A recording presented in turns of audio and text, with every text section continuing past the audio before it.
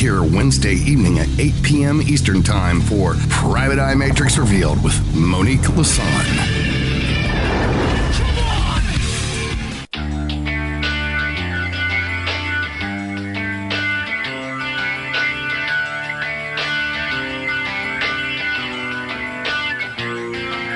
This is Thomas, a.k.a. a Mad Painter. I'd like you to join me Monday nights, 10 p.m. Eastern Standard Time for Open Canvas. Don't forget to bring an open mind. Yes, folks, that's right. Bring an open mind to an open canvas. Again, that is Monday nights, 10 p.m. Eastern. UFOs to government corruption. This is Revolution Radio, freedomslips.com. You don't need to expect us. We're already here.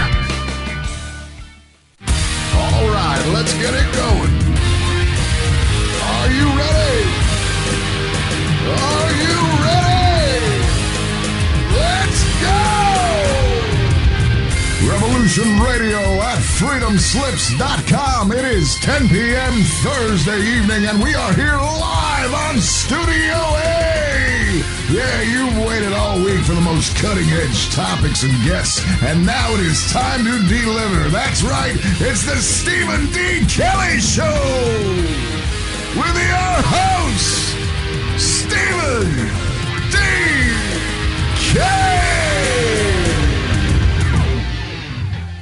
Oh, goodness gracious. Getting all ready right up to the last second. Wow. Okay, here we are. Okay, let's see. Somebody's trying to talk to me. Oh, is that Nighthawk trying to talk to me? Oh, my goodness gracious. What's going on, Keith? Anyway, all right. I'll figure that out in a second. Okay, welcome to the show. This is the Stephen D. Kelley Show. I am your host, of course, Stephen D. Kelley. We have another very important show that we're doing tonight, and I'll tell you all about it very soon. Gosh, I'm hearing all kinds of funny noises. I don't know if this is... Natalia is sending me messages. Let me see. I will be 30 minutes. We will be able to connect that Skype like previous time. Yes, Natalia. Relax. All good. Zach will tell you what to do when you get there. Right, Zach? Whoops. Yeah. Oh, my gosh. Okay, relax. Okay, I just got to tell Natalia. Let's see. Yes, Natalia. All good. Okay, there we go. Sorry about that. Live radio. All right, people. Tonight we are going back to the the Donetsk People's Republic of Donetsk. You guys can correct me later on, but the Donbass region with our friends at NOVORUSSIA Radio. I hope I know I'm getting all this wrong, but you met them before a couple shows back, Zach Novak and Natalia, and oh my gosh, I'm not going to get her name right, so I'm not going to try to pronounce it right now, but we'll just say Zach and Natalia, who are both, of course, associated with the effort to save the people of the Donbass. And we're very excited to have them here again. And like I told you, Zach, I told you we were going to have you back. You're going to be regulars. I mean, obviously we'd like to see everything get squared away, and we'd like to forget all about this. But as long as this struggle is going on, we're going to be there for you, and we're going to do what we can to keep people educated about what's going on and spread some truth. Now, of course, a lot of things are going on in the world, and the focus naturally is on the Middle East with the work that the Russian military is doing, and under the incredible leadership of Vladimir Putin.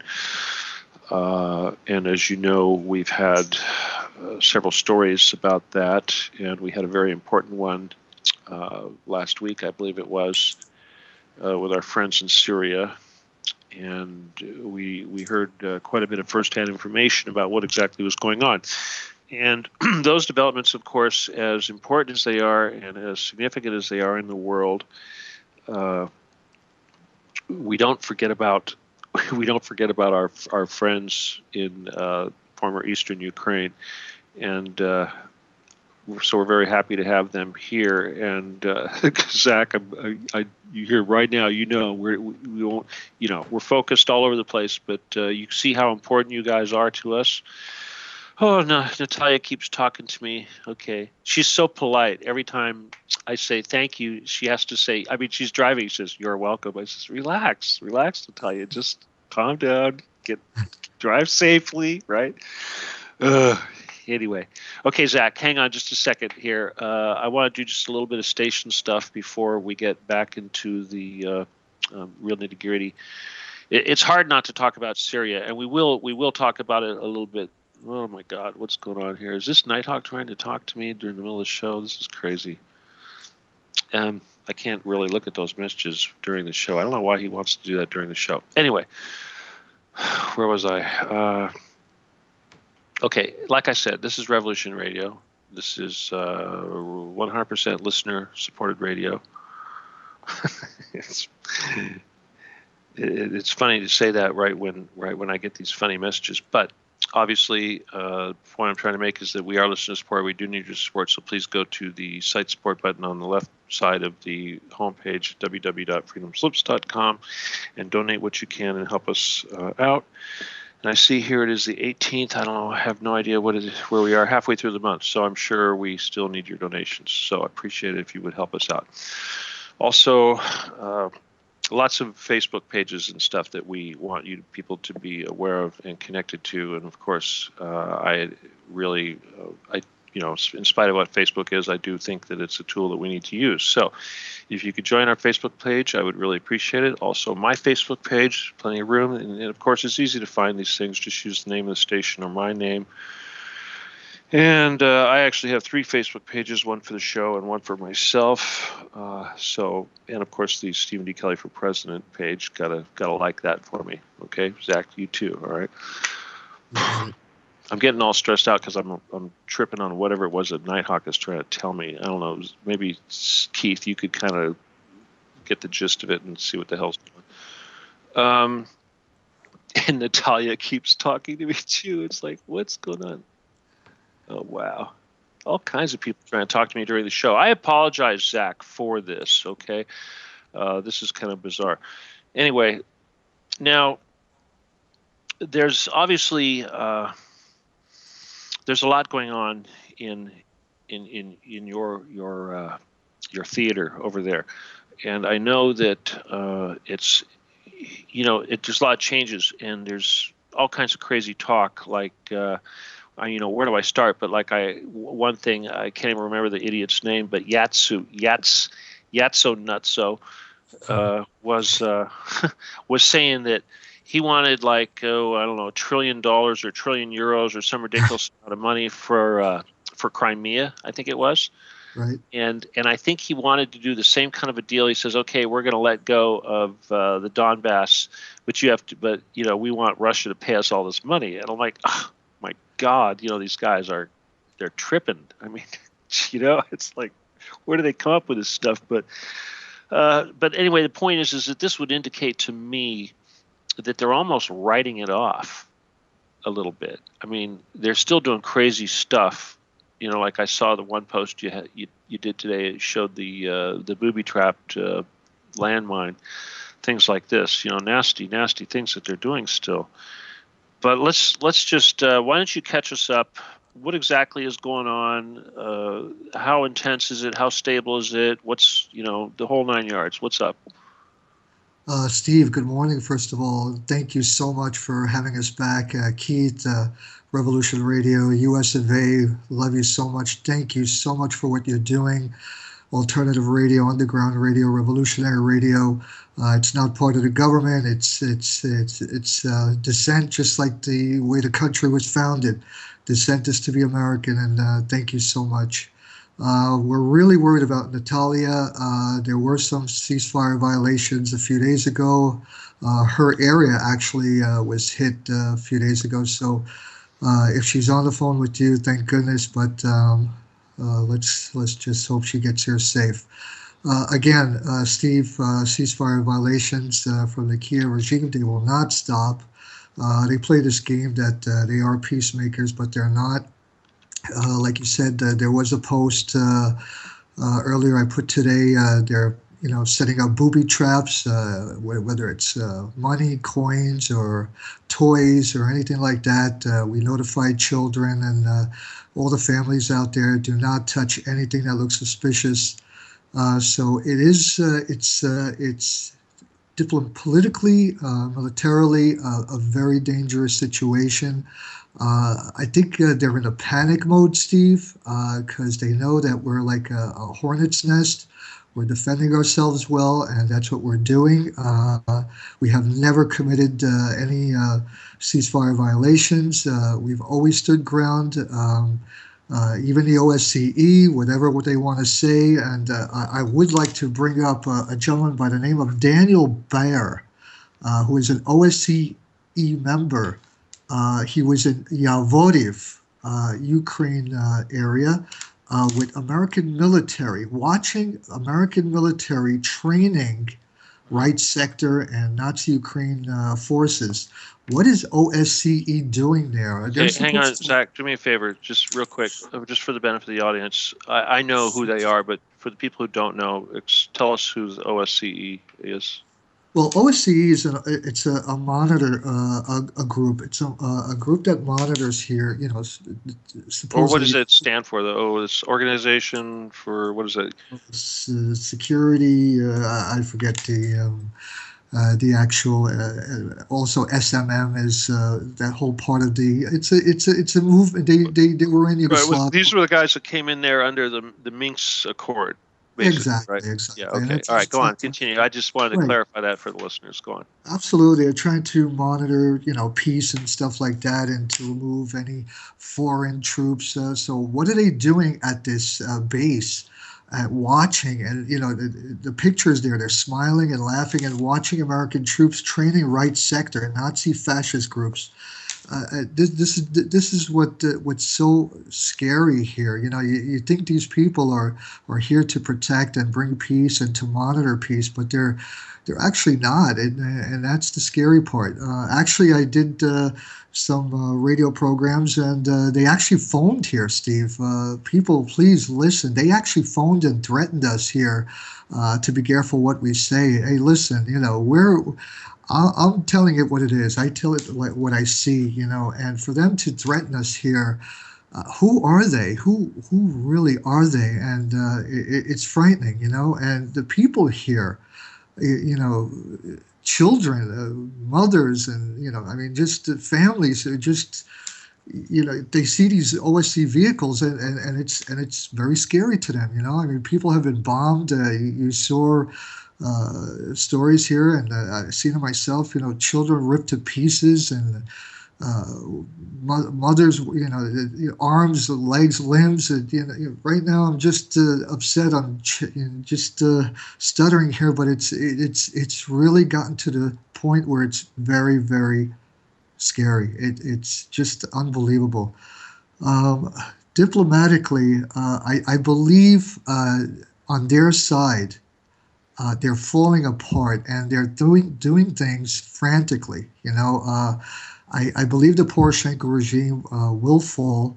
Right sector and all these other Nazi groups are starting up to remove him, and that's a good thing for us. Let them fight it out against each other, but it's just very chaotic. That's also very dangerous, because they could just do something just to start up with us, or like you mentioned, the booby traps, and it's just very chaotic. That's the most dangerous part, when it's very chaotic here.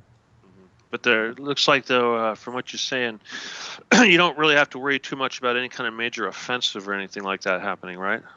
Well, there is talk of a major offensive, but not now due to the Normandy Quartet. Everybody's watching that. Everybody is looking, due to the elections that we moved to February or March. And Poroshenko and the regime, they're in shock now that we did that, So now that the whole world and the European community is watching, now they're watching Poroshenko. So they're going to do everything possible, either to bomb themselves or, just do some type of atrocity to make it look like it's us, so they can, do this offensive, huge offensive. There is going to be a huge offensive. That's what people are saying. It is a very, very tense, dangerous situation. Um, Well, we, what about, okay, when you talk about a huge offensive, obviously they got to conscript people off the streets to replenish their ranks. So when you talk about huge offensive, I envision something like, mercenaries and NATO troops and this kind of crap. I mean, do you really think they could pull that off? I mean, or you really think that Poroshenko can recover and unify all his little, you know, whatever you want to call them, to pull off a cohesive offensive that's going to be any more effective than what they've done so far? I'm thinking if they had any hope of being any more effective, it would be strictly because of NATO training and this kind of thing. So, what's the relationship here? How closely is NATO going to be involved in a new offensive? my opinion, I don't see the offensive. I see them falling apart. I really do. I see them really ripping each other's throats. They're going to go at it with each other. They're going to have their own civil war. That's what I see. But the talk here is that there is an offensive. I just don't see their guys having, that push. They lost so many key battles, and they don't have the guts for it. They don't have that stamina for it. But could it be NATO troops? Could it be mercenaries? Absolutely, absolutely. Um, but my opinion, I don't see it. I see a huge civil war on their side, and just total collapse of the Kiev regime. That's what I Hmm. see. Wow. Gee. Okay. There's been obviously we don't talk about Lugansk at all. What do you know what's going on over there roughly? I mean, because when I look at the situation and you see like what you're describing with the upheaval and the possible disintegration of what's left of the Ukraine, I know that they're actually talking about giving back Poland big chunks, and I'm sure there's other countries there that all like to take back the chunks that were taken away from them to create that country. But when you see that happening, it's almost like, I think, what is the inevitability that Russia is eventually going to absorb these republics? I mean, or make some sort of a national deal with these republics to join Russia. Before I answer that, Steve, another key issue is I think also with Russia, Mother Russia, what they're doing, the peacemakers, the true peacemakers of the world, Mr. Vladimir Putin, dear President, and Medvedev, the things they're doing there to destroy terrorism around the world, what they're doing to ISIS, what America, not America, but the United States regime, the government, the administration of Obama, which couldn't do, and showing the might, from a distance. And I think that also has stalled Kiev's appetite for war against us. If you're talking about, especially from the Caspian Sea. Yeah, no So kidding. one of our, just the Navy just sitting right here at the Black Sea. Poroshenko, I don't believe, has any guts to do anything, because Mother Russia's right here. As for our brothers and sisters of Lugansk, they're just so mighty and strong, and hey, and just as potent as us.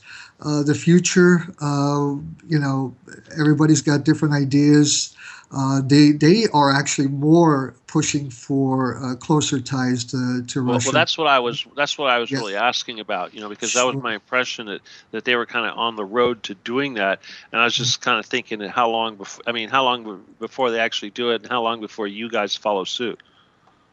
Well, it's going to be a little time, It's going to be a little time. What's happening with Syria, and with Syria, people think it's distance far away, but you know what?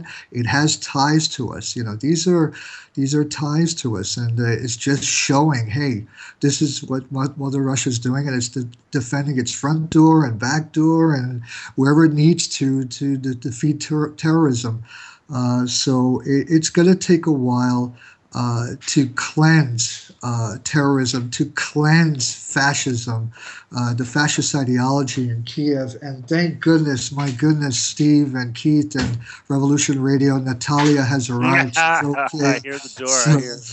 Okay, tell her to set up her laptop, and Keith. As soon as she's all set up and you see her ready, Zach, you just tell us when she's ready, and Keith, you bring her in as soon as she is.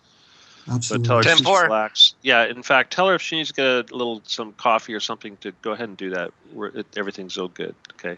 The main thing is we don't want her to be stressed out right now. Okay, she's setting up. All right. Okay. Anyway, Zach, I got to tell you, it is kind of. I definitely would enjoy talking a little bit about some of the military stuff. Not the actual warfare, but the weapon systems that we got to see in use. Obviously, the missile attack from the Caspian Sea was very impressive. The fact that those little boats they launched them from were so tiny, and the very fact that they're sitting in the middle of a damn lake essentially is crazy, but it's like it just blew everyone away. And then when you look at the radius that those things have, and then once I'll tell you, this is the perspective of the military, and of course this is just one system. There's other systems I want to talk about, but a while back I had a guy on who was in Lithuania, and we were talking about that little outpost of Russia right there. Gosh, I can't remember the name right now. Help me out here. What it starts with a K? What's the name of it? Oh gosh, do I have to pull up the map? Jeez.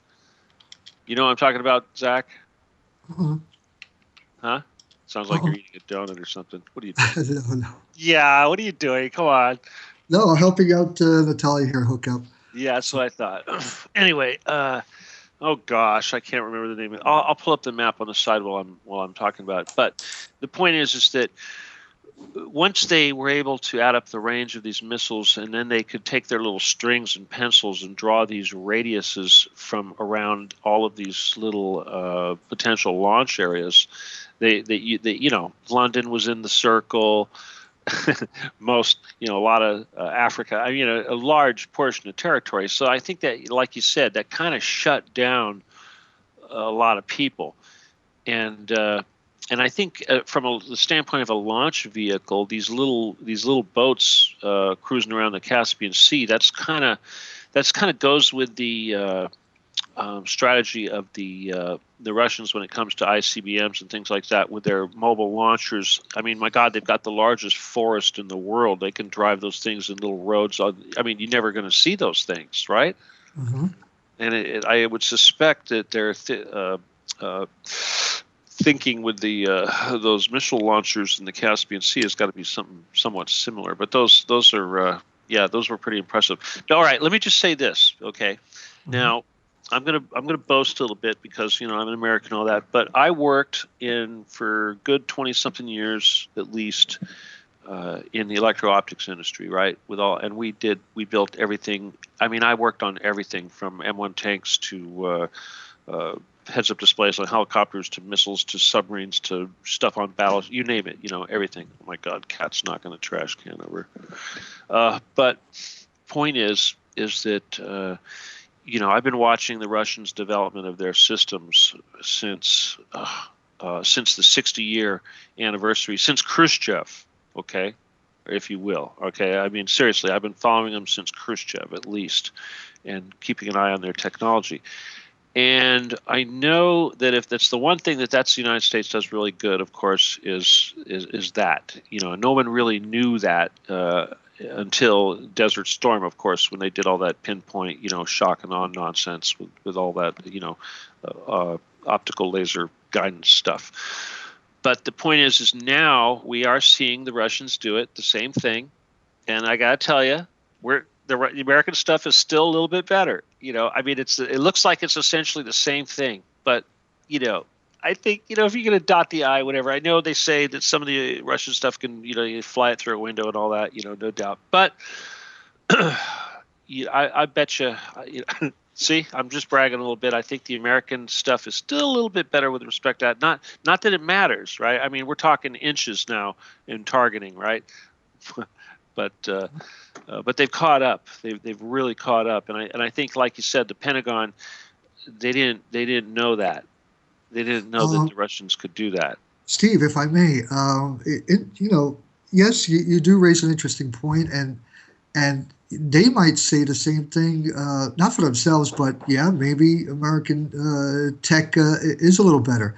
But the difference, Steve, and very important, and if you noticed this operation, this theater of war in Syria, notice the pilots, especially the choppers, the helicopters. Do you see how low they're flying? The Americans, no matter how much technology you have, especially the Americans, they have great technology. They will always have great technology. But the guts, the bravery. Have you seen how low the pilots are flying? I've seen that. Well, I'll tell you, those Hind helicopters, those things are armored, man. Those things are flying tanks. Sure, but look how low they're flying. Yeah. Well, let me just say this about the American weapons. I know I should be letting you talk, but I just want to say this real quick because this is kind of philosophically important. It's a big difference between these two countries, and that is that we have a profit-based war system just like everything else. Everything we do is capitalist, which means that when we make weapons and when we wage war, we do it all for a profit. So the weapon systems we have, yes, they may be the best in the world, with the exception of maybe the F-35, of course, but they are also 3 or 4 times more expensive than they should be, and each one of those programs comes with massive amounts of corruption and grafts and payoff and everything you could imagine, right? And I think the Russians, their stuff is, it may seem a little less sophisticated, a little more crude in some respects, but it's about a third of the price or less. And they're not gouging their taxpayers to make this stuff. It's there to serve a purpose and not to serve the shareholders. I mean, this is the opinion or the assumption that I have. I don't know. Am I close? Well, again, like you said, corporate, whatever, and also falling apart at times too. We can say the best in tech-wise. But skill, flying so low, our pilots, whether the MiGs, the Sukhois, or the Hinds, the brave men and women of Mother Russia, exactly, and that's the difference. All right, that's the big difference. And they'll even take an old MiG, the 21s, 23s, whatever, and they'll still fly them low, and that is the difference. Yeah, we got the tech, America's got the tech, but it's all Hollywood. It's all that Top Gun stuff.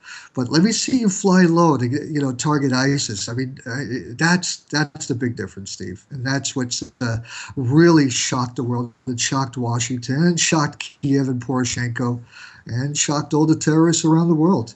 Well, they actually aimed for the real targets, and they didn't dick around. All this nonsense about who's a good terrorist and who's a bad terrorist. I mean, you look at the map and you look at where they're hitting, and of course we discussed this last week, but a lot of it is very close to Damascus. It's very close to Latakia or Latakia. And these are areas that need to be secured before they can do anything else. And once they're as you see now, they're practically ready to liberate Aleppo, which is going to be incredible when that's done. And then they can start moving east, right, and all the way into Iraq and clean that crap up. It really looks like they're going to do it. And then, of course, unless the United States are, well, let's see, there's a lot of threatening going on with Israel, of course. Turkey is making a lot of noise. Yes. The United States, of course, is making a lot of noise. We've got Australia, Canada, England. All these countries are threatening to become a martyr. Who do you think is going to do it first? Well, I think word was out yesterday. Yesterday, was it, Steve? Turkey actually did cross the border. They're in Syria now.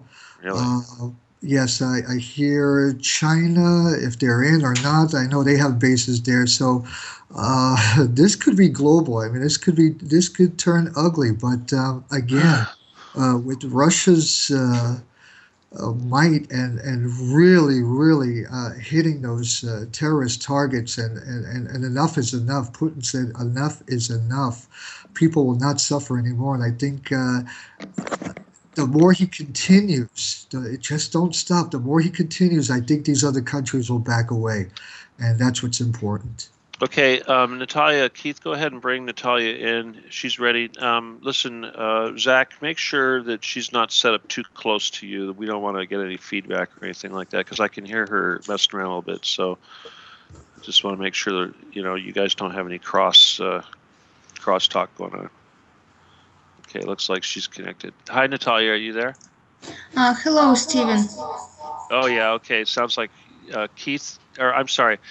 Natalia, sorry to make it as difficult for you, but how far away can you get from Zach? Can you guys get further away from each other?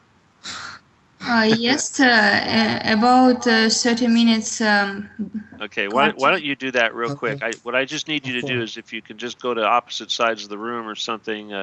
The main thing is that his microphone is picking up your voice, and your microphone is picking up his voice. So we have to avoid that if we can. So put your head in a box, whatever it takes.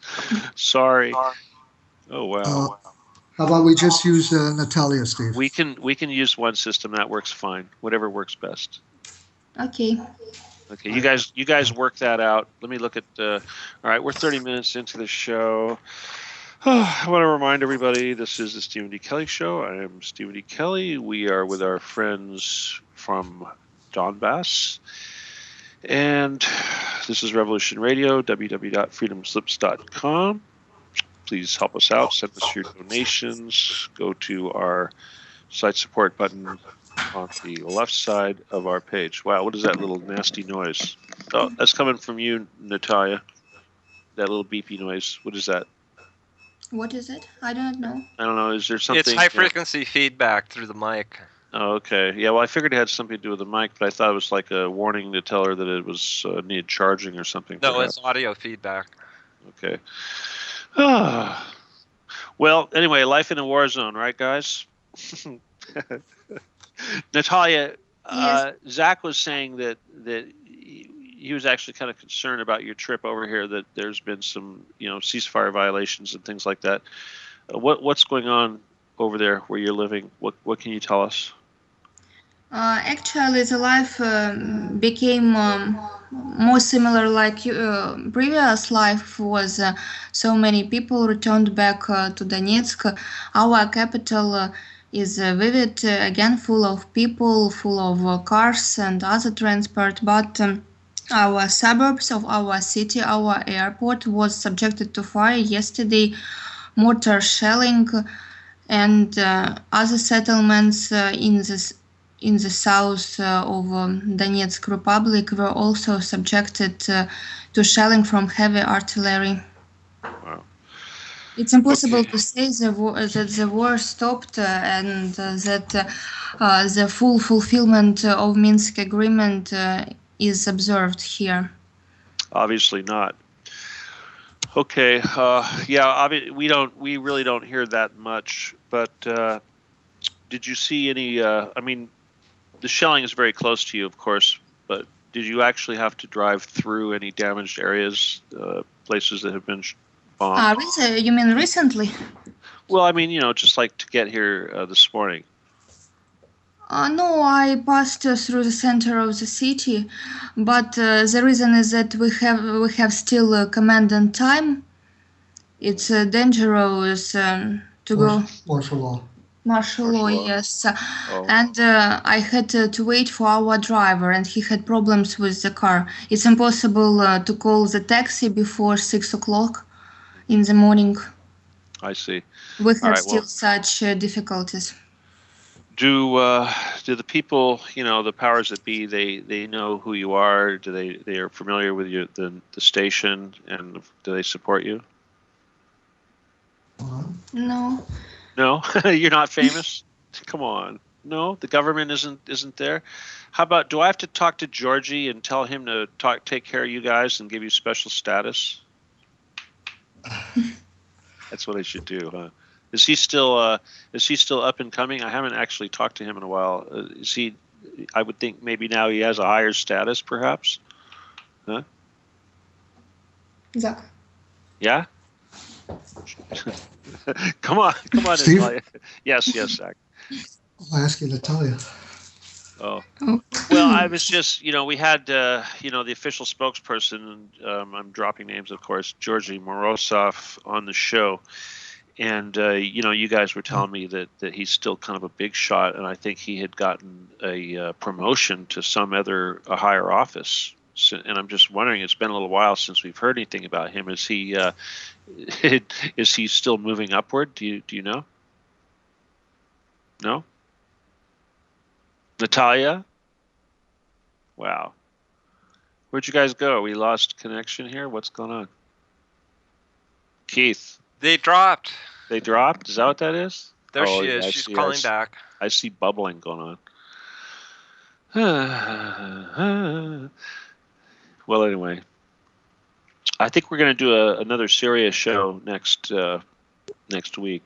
Oh, wait a minute. What's that? Is that Zach is back. Zach? Zach is Yeah, we back. lost him. Okay, well, can she work with you off of your connection there? Okay, we were losing you. You were totally breaking up on us, Steve. Sorry. All right, well, no problem. Zach, so we don't have this echo issue. Can Natalia work with you on that computer like you were just doing on hers? Oh. You have to switch headphones or something? What? Dun, dun, dun. Everybody needs to have a big studio. Over here. Shut that down. Don't. There we go. Okay, she's going to turn hers off. Excellent. All right. No stress. Okay. Anyway.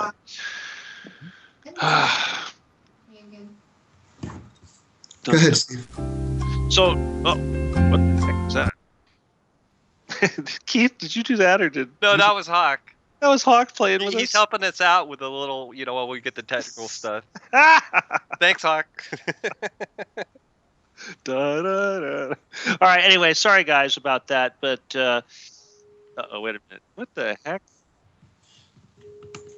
Keith? What the heck was that all about? Keith, are you there? Yeah, I'm here. Okay, we just lost the server. What's going on? We lost Studio A for some reason. I was hearing myself. No, Still we are off air. I don't know. Let me call it back. Okay, I'll tell you what. I'm going to drop this and just try to bring everybody back. I think we'll just do that. Okay.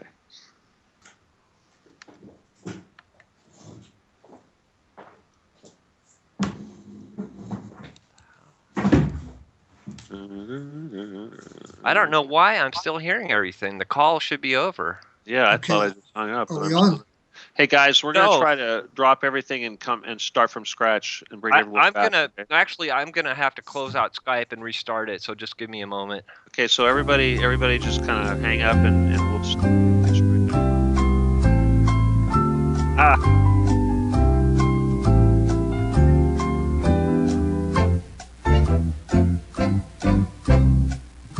It looks like we never dropped. Oh, we are online? Oh my gosh. You are got to be kidding me. Okay, Terry says she still hears us. Oh, lovely, lovely. Just all right, listen. Line. All right, okay, let me just try to pull up the right page here. Here we are, Revolution Radio. Is that it? Okay, I don't know.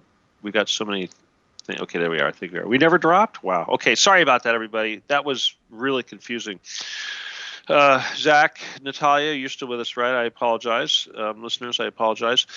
I got to tell you, to be honest with you, we're only 38 minutes into the show, and so far, they come in here and we're saying, yeah, people are getting shelled. I mean, there's essentially howitzer shells landing in the suburbs and blowing people up, and we're taking this all matter-of-factly.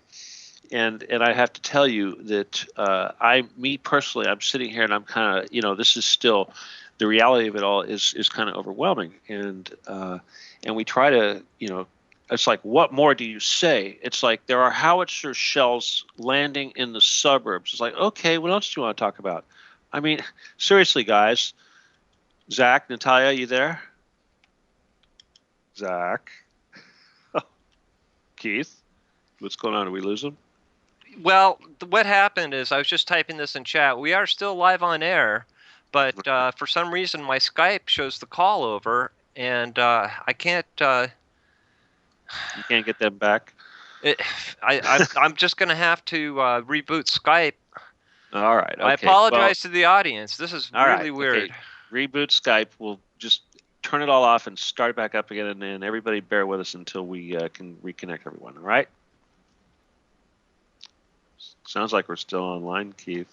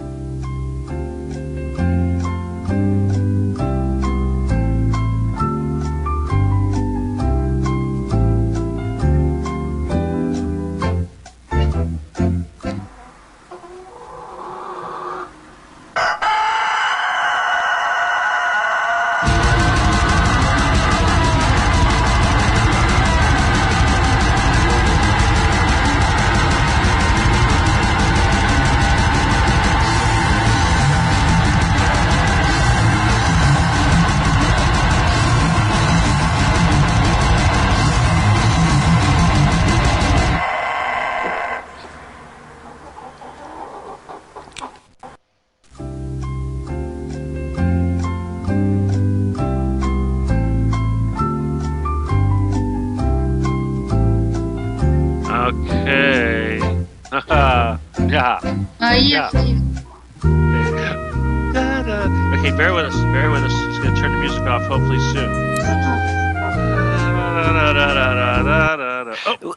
Let me just comment. That was the weirdest thing. I dropped the call, but I could still hear everything, but I couldn't call back, and then Studio A was busy. All right. Well, I had to leave the conversation to get it to work. Okay, so Natalia and Zach, Yes. you're both with us now? Yes, we're here. Wow. And you guys are using separate PCs again? Okay. Listen, I apologize. Okay, apologize to the listeners. Back to work. We got to cover. We just lost a lot of time. So what do we got to talk about? Like I was saying, this is all crazy. But beyond the fact that the mortar shells are falling. Okay, I want to tell you something. We were talking about the OSCE here. I said that right, Zach? Very interesting topic. Okay. Listen, I heard a report, and I want you guys' opinion on this because this is significant if it's true. But the Russians, of course, are saying that they are going to field in Syria their thermobaric weapons, which are essentially a missile launcher system that uses a air vapor explosive. And this is a very, very, very devastating weapon, of course. It's, extremely devastating weapon. And there have been reports coming out of the OSCE that they have seen these weapons in Donetsk. Now, personally, I don't have an issue with that at all. But these guys are suggesting that this is indicative of new armaments coming in from Russia, and I don't think anyone has used thermobaric weapons in that conflict as of yet. So, but if they are truly there, that's certainly significant. So, you guys, can you talk about that a little bit? Absolutely, Steve. Actually, I posted it a few days ago on Facebook. I received a photo. It's supposedly their photo, OSCE's photo of that military equipment. And in the Lugansk region, when you look at the photo, there's a banner. There's a banner right behind it, Steve. And that banner, that location is near, it's in the Moscow region. It's in Russia. It's one of the bases there. So again, OSCE, and that was actually, that photo was taken from the UK. It was a UK ambassadors, members to OSCE. So it was their delegation that started this. Again, this is Cameron, who is starting trouble again and falsifying, taking photos And the photos actually, we did research. It was a 2010 photo, and the actual photo that they had said that it was in Lugansk, was actually in Russia, the Moscow region. So again, these are lies, lies, lies. Oh, aren't you glad I asked you that question, Zach? Awesome, Steve. Thank you so much. And again, that's that propaganda machine. Again, Washington, London, Germany, Angela Merkel, all of them. It's just worse than Goebbels, worse than Nazi Germany. Well, okay. All right, Angela Merkel. All right, let's just talk about Angela Merkel real quick. Okay, Germany, of course, now I don't know what you want to call it. Obviously, she's a puppet of some sort, but at the same time, they seem to be moving more and more closer to Russia, and they're suggesting that they seem to be supporting Russia's efforts in Syria, and of course, naturally, this would indicate that they seem to be moving away from NATO. All of which I think is extremely significant. But at the same time, we see Angela Merkel doing things that would seem to show her having, pro-NATO feelings. What do you think? Is that just politics, or do you think? It's just politics. It's tap dancing, Steve. It's wherever the wind blows, that's the way she's going to sound in the media. But everyone knows deep down inside that she is truly NATO, pro-Washington, and that same really Third Reich mentality. Well, don't you think? I certainly believe that, but at the same time, as long as she's in that leadership position, and I guess to her credit, even if it goes against her philosophies, if her constituency wants it, she's going to say all the right things and move the country in that direction. And that's sort of what it seems like what's going on is, from my observation, would you agree? Again, Steve, you know what? We'll give it a few more days, what's happening in Syria. But no, it's just tap dancing for me. It's just political tap dancing, and her true colors are still with NATO and Washington. Okay, all right. Oh gosh, so much.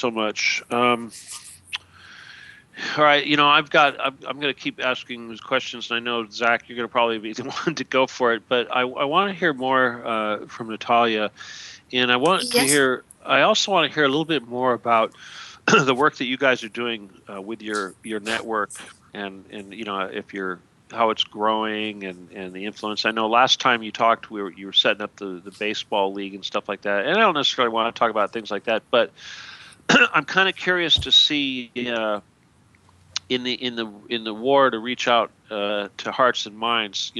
Since you guys have been on the program, what has happened? Have you moved forward? Anything exciting you want to tell us about the growth of the station? Actually, we work a lot. We do in internet on our site NOVORUSSIA today, 7 days a week. We post as much as possible information concerning our NOVORUSSIA, our Donetsk and Lugansk republics. We try to publish all cases of violations when Kiev authority start shelling again our settlements, our suburbs, about our developments, changes, improving of economic and political situation. We follow everything. Elections also was a very spoken topic, very controversial topic. Actually, we do a lot, but we know it's not enough to fight with Western propaganda. Also, we record radio with Zach 3 times a week in order English-speaking audience, especially OSSE mission, will be able to listen to us again and to work more actively. Maybe this work will push them to act, not to sit without actions. What else would you like to know about our work? Well, let me ask you this. on a personal note, have you seen any kind of interesting, significant response or change since we did the show? Like more people listening, more activity on Facebook, things like that. Has your being on our show helped your mission? Of course, it helps a lot. People avert more attraction. They are more interested in our work. People have hope that our cooperation will defeat, crush this propaganda war against Russia and Novorussia. That together our cooperation will be able to fight, to struggle with Western propaganda. Thanks for the cooperation with us. Yeah. Well, yeah, I'm very happy to be able to do a small part, and of course I'm curious just because usually, like personally, Zach, yourself, I know you're very popular out there in the community, the support community for NOVORUSSIA. Yes. We're getting more popular. Yeah, you're getting more famous. Yeah. How about you, Natalia? Are you getting more famous? Have you noticed anything? I mean, since the show, a lot of people writing to you on Facebook, wanting to be friend requests, things like this. Yes, people started adding more actively and more comments on our Novorussia Today site. Actually, we published our radio show on all our sources, so we got different comments. Great, that's good. I'm glad to hear that. Well, I certainly hope that we can do the same thing tonight.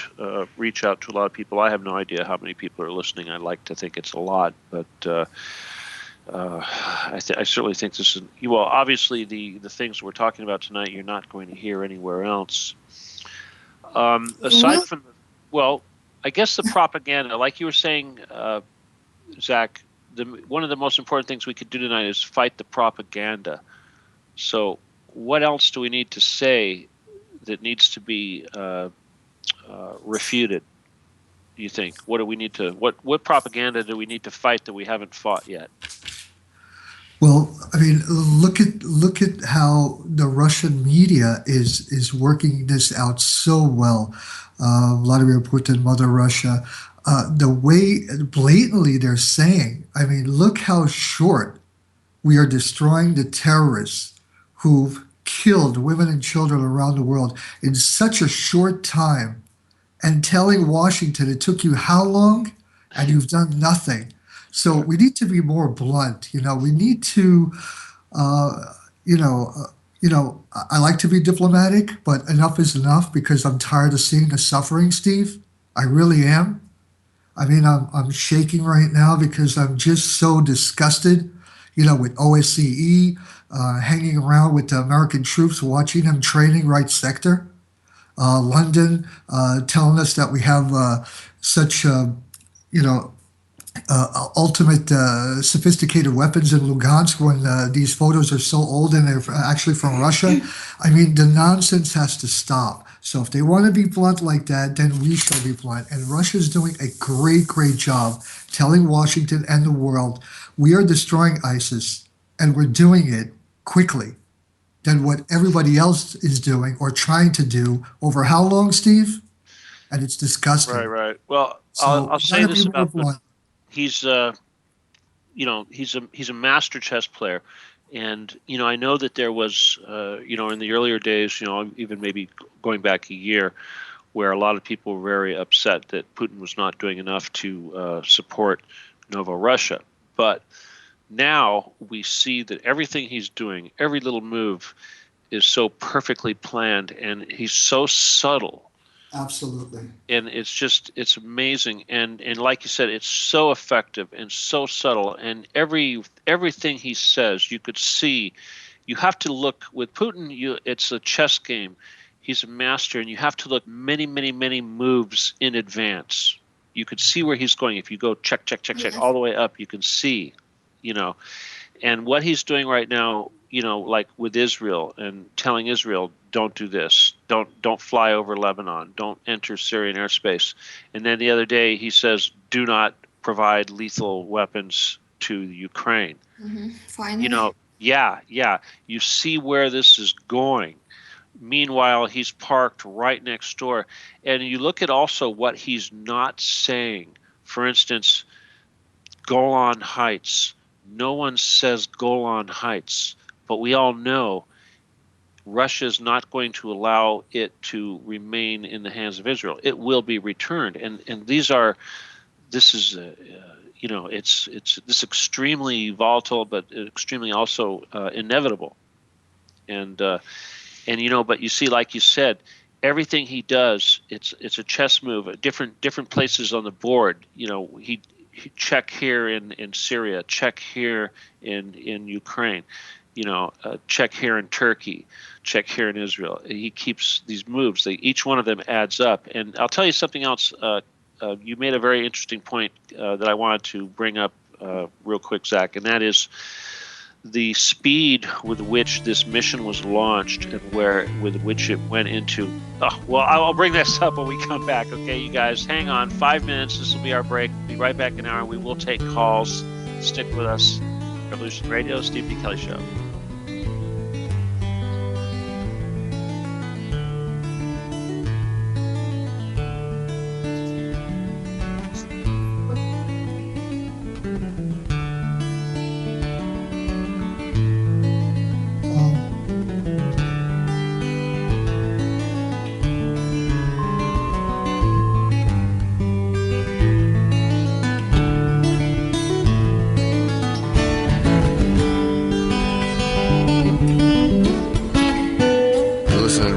Radio at freedomslips.com, and we'll be right back after this message.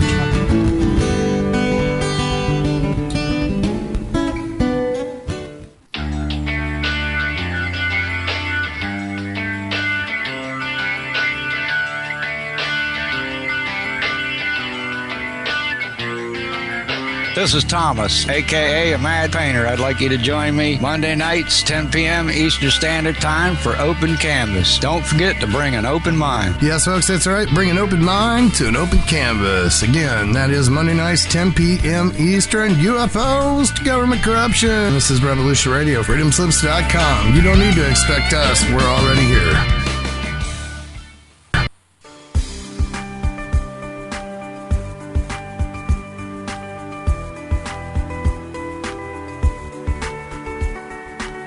Transcending time and space, let us take you to the place inside your mind where thoughts divide and mysteries unwind. Join us every Monday evening right here on Revolution Radio at freedomslips.com from 8 to 10 p.m. Eastern Time. And you will catch the Fenton Perspective with our great host, Lorian Fenton. Come listen in as she shares her amazing stories from the past to present, along with all of her guest secrets to the future.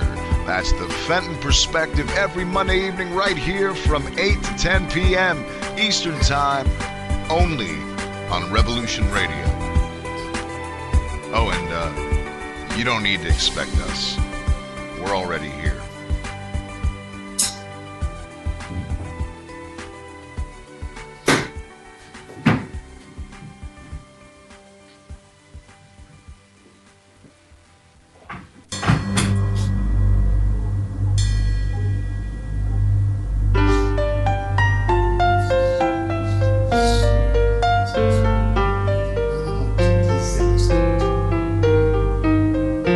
Did you ever feel that things were not quite right? That everything was just ever so slightly askew? Do you have, to paraphrase Morpheus, a splinter in your mind? If you're interested in hearing the latest information about UFOs, the paranormal, ancient cultures and structures, monatomic elements, longevity, fantastic discoveries in science, downloaded to your brain, then tune into us. Hi, I'm Dave. And I'm Mackie. And we are Shiny Side Out, Sundays 2 to 4 a.m. Eastern. See you then. Revolution Radio, freedomslips.com. You don't need to expect us. We're already here. The opinions expressed on this radio station, its programs, and its website by the hosts, guests, and call-in listeners or chatters are solely the opinions of the original source who expressed them. They do not necessarily represent the opinions of Revolution Radio and FreedomSlips.com, its staff, or affiliates. You're listening to Revolution Radio, FreedomSlips.com, 100% listener-supported radio, and now we return you to your host.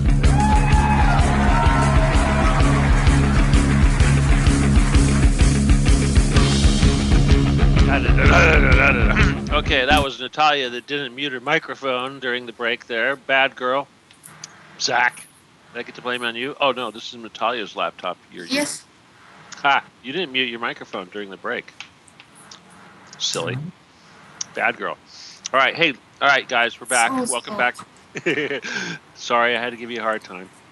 Next time, okay? Next time during the break, you have to mute your microphone, okay? Anyway. All right, guys, welcome back to the show. This is Stephen D. Kelley Show on Revolution Radio, www.freedomslips.com, world's #1 listener-supported radio station. Please help us out.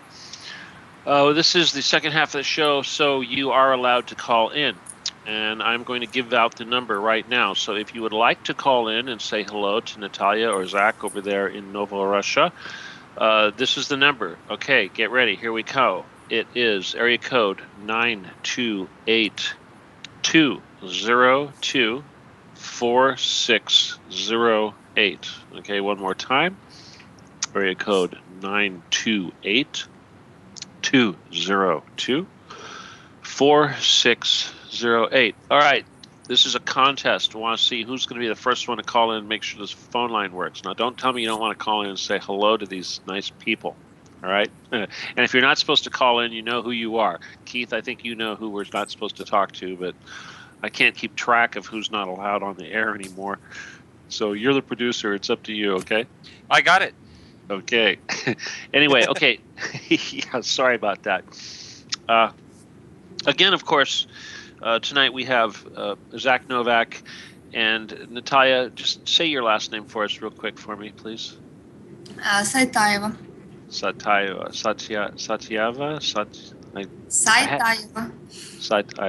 Okay.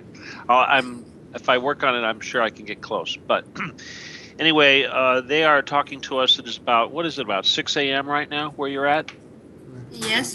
And they are calling us from Donetsk, the city of Donetsk, in the Donetsk People's Republic, correct? Yes, 6 o'clock. Yes, 6 o'clock a.m. And we're very, very happy to have them with us. And this is their second show with us. And, I'm happy to say this is, I'll tell you, though, this is similar to the last show I did with Syria because when I talked to them, it was almost like it was a celebration. We were happy because things were getting better. We'd like to think that things are getting better. And I like to think with you guys, at least, we know with Putin doing what he's doing, with the pressure that's being put on Poroshenko, with the activity in Syria and what have you, it seems like it's bad. It's still bad. It's got a long way to go, but it's got to be a little bit better. You guys have got to have a little hope. So this makes our show, it gives us a little benefit of having a little more pleasant show. What do you think? Absolutely, Steve. Just everybody watching and listening to what's happening, what Mother Russia is doing to destroy terrorism around the world, especially in Syria, and Viva Assad, and we support him, and just it gives us so much morale, the boost. It's just incredible. You can see the people are just jumping for joy. It's like watching Russia at the Olympics or something and winning all those gold medals. I mean, it just feels such great energy, such power. And also we heard some news today, actually a few days ago, but then there were some little leaks that it was denied or something, but we still truly believe, and Viva Che Guevara, Viva Fidel Castro and Raul, that even Cuba is helping out there. So it's revolution, and it's beautiful, and you got to see the energy here, Steve and Keith. It's just magical. It's just overpowering, and this is what makes us stronger here. Well, I'm not a big Shea fan. I got to tell you, I'm serious. Like, because it's like, I mean, don't get me wrong. I have guys on my show who are total Marxists, pro-Stalin. Say the Holodomor and things like that never happened. Things like that. And it's like, we're not going to get into that here. It's not, I'm not. And by the same token, it's like Assad. Yes, we support Assad, but at the same time, sure, I'm sure he did some things that aren't cool. Leaders do that. That's I mean, God forbid. I had to think about it the other day. Like, for instance, the drone system. Obama pushes the button all the time and murders people, right? And it's like, I'm trying to imagine what it would be like to be in that position where you are saying, okay, kill that person, kill that person, kill that person. Me personally, as a leader, I would have to try really hard to not kill anybody. So I'm not going to judge people, and I'm going to stay objective completely. But at the same time, I'm all about peace, right? I don't want to say right or wrong. This guy's right. I mean, obviously, you guys are righteous. I'm not going to say anything about what you're doing, and certainly, I love the people of Syria. But Assad's not a saint. I'm sure. I mean, he's a great guy. I'm sure he's done some great things, but he's also done some pretty nasty things too, no doubt. Well, Steve, right? Again, please forgive me. This is a man, and what bothers me in the United States, this is a man who's protecting the Christian community. Protecting the Christian community in Syria. And what is Obama doing about that? Yeah, well, that's very true. That's one. And number two, the people voted for him. There were elections, referendums, they all came out massively. And Obama still wants to remove him? Why? No, I agree. You're right. You're 100% right. He got like 85% or better of the vote. This is true. And I try to be devil's. I mean, I don't try to be devil's advocate, but I hear from these people, and I hear them from both extremes on both sides, right? I was talking to a guy who was national defense, some people really don't like national defense. This guy's really hardcore national defense, but by the same token, when people are anti-Assad, let's say they don't like something that's going on in the country, I think, well, gosh, you got to leave, right? It's like, or they think, well, or you got to take up arms. Well, if you're going to take up arms, that's up to you. But as soon as another country gets involved and says, yeah, destroy your country, we're all for that, that's a problem. Right. So I don't want to judge. I think that there are some people that originally were anti-Assad who probably weren't, they may have had some grievances that were reasonable, but at the same time, how they handled it, was what led us to where we are today. So, right, we gotta try to be open-minded, and we gotta try to be forgiving. Absolutely, Steve. But that's why America's a great country, democracy, right? I mean, does everybody like Obama? No, but nobody picks up arms. Yeah, well, you're right. You're right. And so we try to look at these situations through our glasses. It's like these guys. Okay, I have a buddy in Kutsaya, which is a city that's been under siege now for 80 days, which means they're essentially surrounded. Nothing goes in or out without going through a checkpoint. And he really doesn't like it. But what are you going to do? You got guys in there that are terrorists that have arms, and they could be farmers or whatever that decide to get weapons, but then they're supported by their families and their neighbors, and it's like a big old gang. And I tell these guys, well, you got 1 million people living in this city, and you're going to let a few hundred of these people get away with this stuff and not do something about it. But here in this country, we have the Second Amendment. We have guns. You can't, you're not going to get away with that stuff. Over there, they don't have that. Unless, of course, you join the national defense and you get weapons from Assad, which, is a whole nother extreme. So I don't know, right? What's the answer? Again, I mean, in the United States, not everybody likes Obama. So, there's nobody picking up arms and attacking in another country, allying with that group and to overthrow Obama. That's not happening. Well, it might happen. I have to tell you, it might happen. Okay, but again, it should not be happening in Syria. The man was elected. If you have something against it, go to the vote. Go to the box. Vote or whatever, and wait another few years or whatever it takes. but or make political statements, whatever. Media, you can do it, but come on now, you know. Well, I'll tell you, I mean, you guys know that. I mean, the system's completely corrupt, and I mean, you look at the election procedure that's going through right now. It's a farce, right?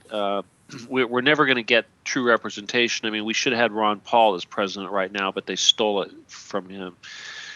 So yeah, that, I can't. Me personally, I'm not against arms. This microphone is my gun, okay? And reaching out to millions of people and trying to educate millions of people and trying to, like I was saying earlier, to undumb 50 million people. If we can do that, we'll win this war. We can change everything. And I think if we can get rid of the banksters and the Khazarian mafia and all these, the Federal Reserve and all these bastards that are causing all these problems, I believe the earth will become a paradise, and we're not going to have this competition, hopefully, God willing, that we have now that causes all these wars. What do you think? Actually, I absolutely agree with you that war just destroy. It's impossible nothing to prove with the help of our arms, and we persuaded it when we felt this war here very close to us and our relatives. But it was the only way to protect us to fight with Nazis. But it's very controversial. Was it really necessary to take arms? But in our case, it was visible that Kiev, with the help of the support of USA, they have already taken the arms before we took. We took to protect ourselves. We had another way. But yes, we have to try to do everything to make peace, to make people to put arms and settle the conflicts in another way, political, diplomatic, but not war. Well, I think, Natalia, that your people were facing genocide, and I think that Poroshenko and the right sector would have killed so many people that they would have tried to force Russia to do something about it. So I think that was the original intention, of NATO, of course, was to draw Russia into a conflict. So, thank God that hasn't happened, and it doesn't look like it will happen because of the excellent fighting of your people. What? Yeah, absolutely, Steve. Like I said, it's like a hornet's nest here. And I think Mother Russia even was counting on us to defend ourselves. There's that rich blood and culture and history attachment. And we did. And, well, I don't want to say we like me, but I'm proud of the people here over a year now defending themselves, and just incredible against the might of the military of Ukraine and NATO military backing and equipment and other EU countries there, supplying them with all kinds of weapons. And still, Steve, the people defend themselves and have beautiful two republics, hopefully one. And together with Russia is what I hope. But let's see, maybe it'll just be two republics of their own. But proud, beautiful people they are. And they have defended themselves against this ugly regime of Kiev. I know we talked about this earlier, but I keep looking for the bright side here. And I'd like to think I'm looking for signs of improvement and ceasing of hostilities, and but you say there's still all the shelling and going on and what have you. So near as I can gather from what you've told me, it seems to me that the only way that these guys are going to stop with the indiscriminate shelling and just really lay off as if you do have some sort of disintegration of Ukraine, the former Ukraine. Civil war type situation. You think that's it? Because it seems like out of spite, these jerks are going to keep launching, shells just because they've got shells, no matter what, right? Well, sure, because they are probing. They are pushing and trying to really, they're trying to, do, us to do something stupid, which we're not. The people here are not stupid. They are great defenders, brave people they are. And that's why they're always at the table, Minsk. Well, what do you do? When they launch a shell, okay, when a shell goes off in the neighborhood, I mean, is there any response whatsoever? I mean, do they fire one back or what? What do they do? Most of the time, I'm going to be honest with you, it's a sacrifice. It's sad to say, but we do hold on. We do let know, OSCE, which is garbage anyway. But Minsk and all the other officials, they are notified. But that's why I think there's a lot of pressure, especially with us pushing the elections in February, March, that it's cornered them. It's put them now under the spotlight. So whatever they do, it looks better for us, Steve. Will there be casualties? Will there be casualties? Yes, that's sad to say, but we're holding on. So you got a double standard going on is what's happening. You're being judged in a brighter spotlight than they are. They're shelling you. You can't do nothing, but you're just trying to hold off until these elections, basically. I mean, have any OSC guys been underneath any shells by any chance? I mean, that would have been something, huh? That would have been something. They're too busy watching American troops training right sector. Oh, God. Oh, jeez. I don't know. I hope the people listening can appreciate what the hell is being said here. We hope so. God, it's just... Oh, you guys... Okay, it's a lot, all right? It's a lot. I know you understand, Zach, Natalia. You're living there. You're going through this every day, but I can't. I mean, I'm living in a peaceful neighborhood right now. Yeah, I mean, it's a ghetto, of course, but we don't have howitzer shells landing nearby. I mean, to be honest with you guys, I'm a gun person, all that, but at the same time, if I'm like in a room and there's an accidental discharge, I kind of freak out. Okay, I don't like bullets flying around. And it's not necessarily for me. It's like, if there's one of my kids nearby or something like that, I don't like it. So howitzer shells flying around, that's a little bit more than a bullet flying around. It's funny you said that, because the last program we did, if you remember, there was a great a soccer match between Lugansk and Donetsk. And there were shells falling, but people were still at the game and cheering on. And it's like, you know what? It's not going to stop us. The people will continue with their lives. That's why the people are here. So amazing.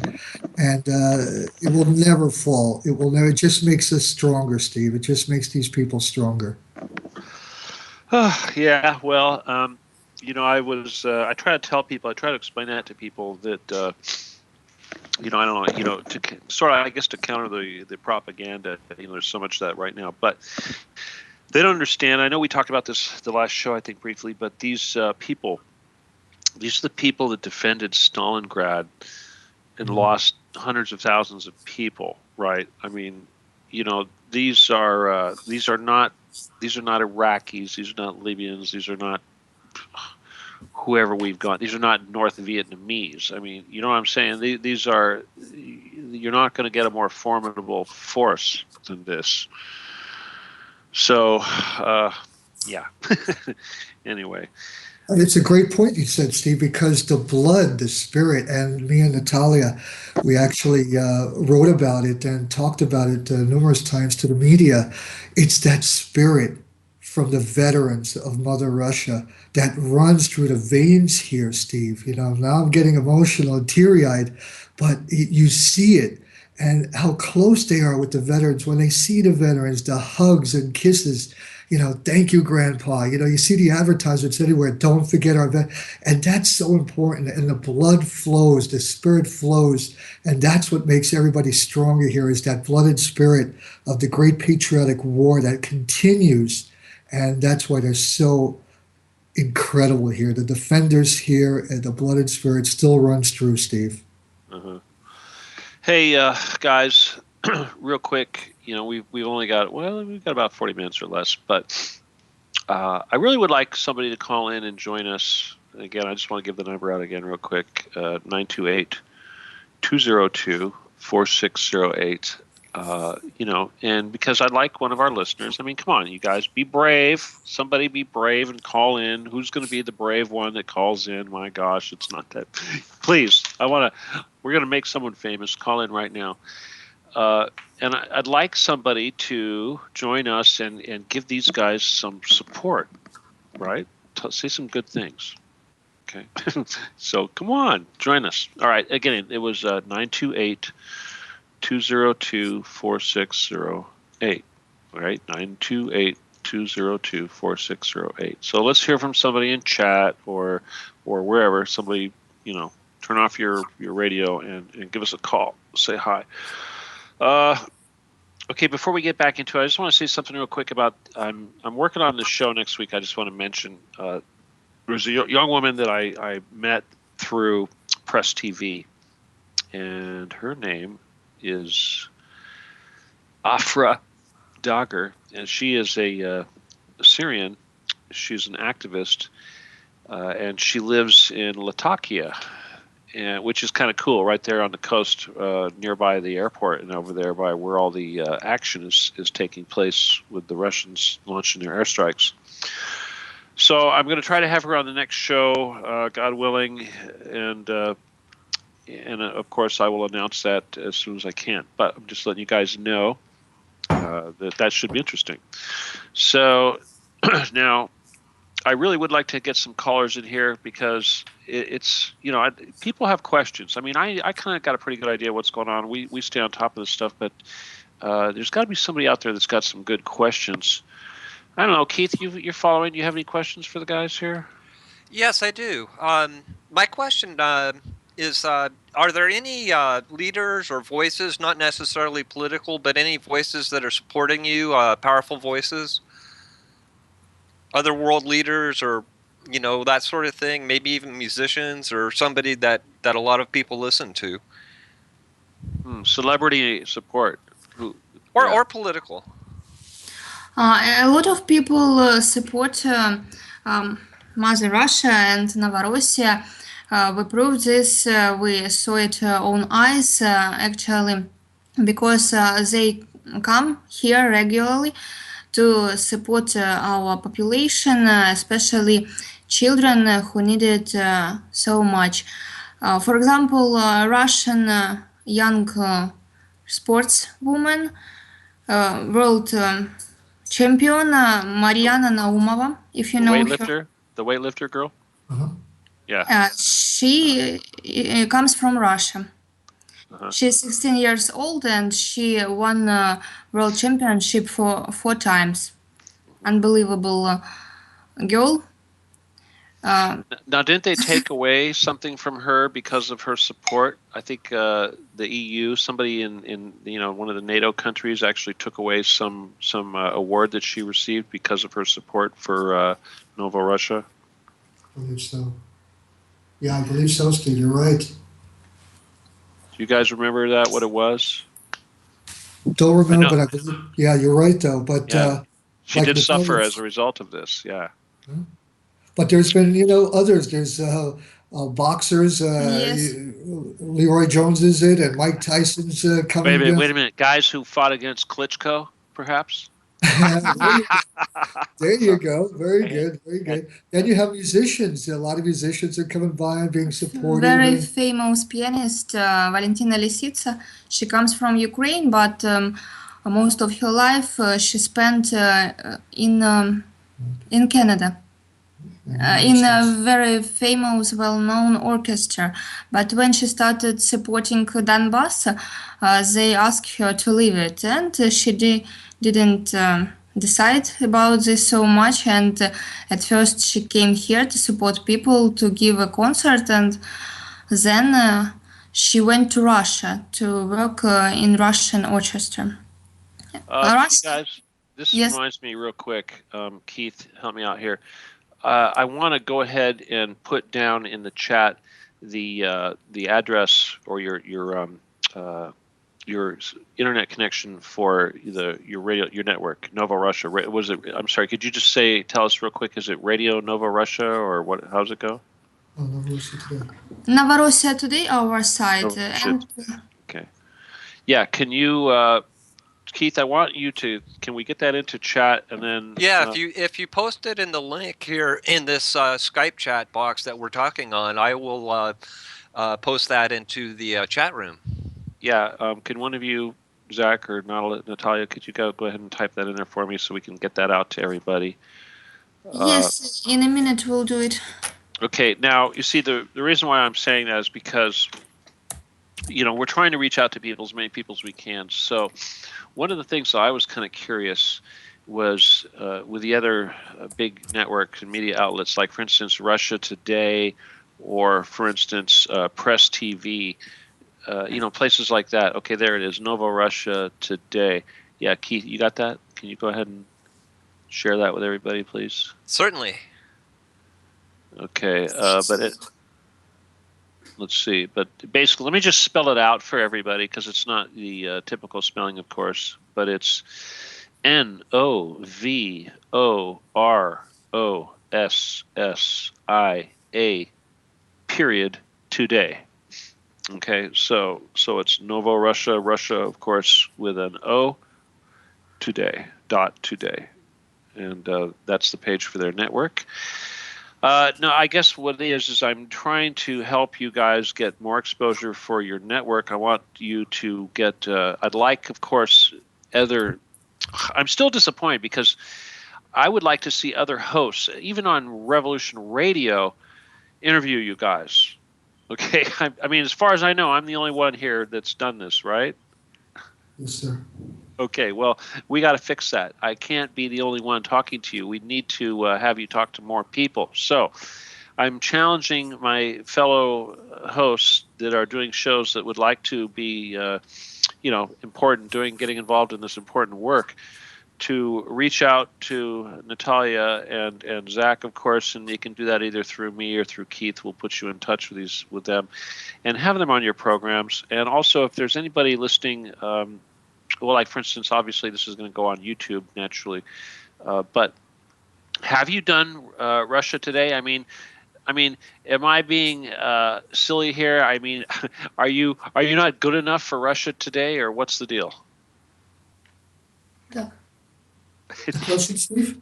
Well, I mean, as I'm trying to have you other media outlets, like, for instance, Russia Today seems like a very logical network that you might have some opportunity to be involved with, or Press TV, of course. Those are these two big alternative anti-Western media organizations. Have you been involved with either one of these groups?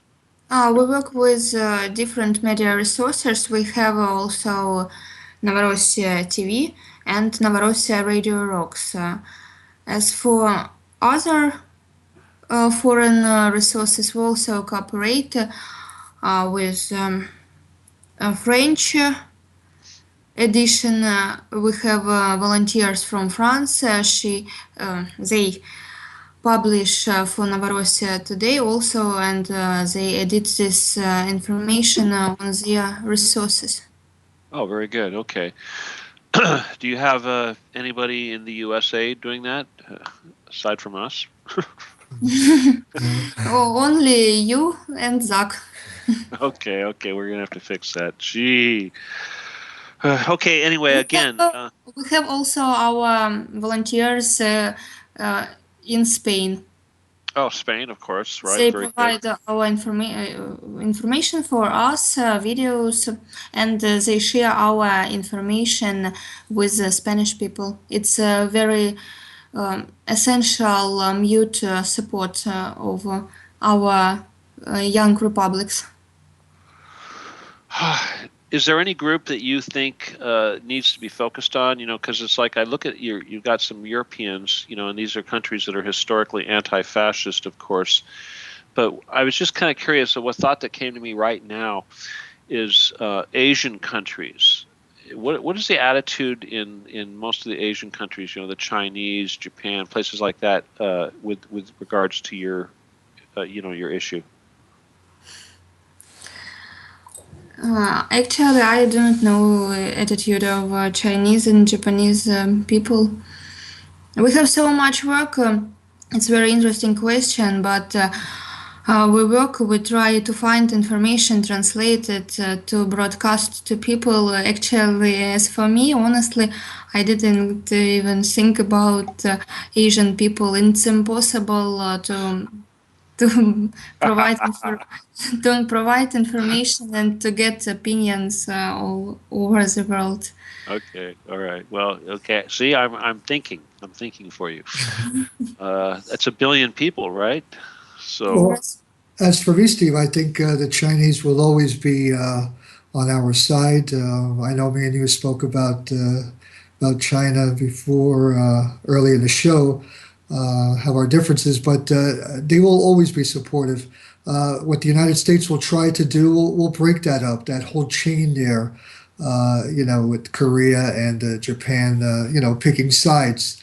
But what's important, Steve, is the people on the street, people like you and a lot of the underground and the activists and the protesters. They know the truth. They know what's going on, but it's not going to be, government controlled. It's not going to be in the media, and that's the machine that's running.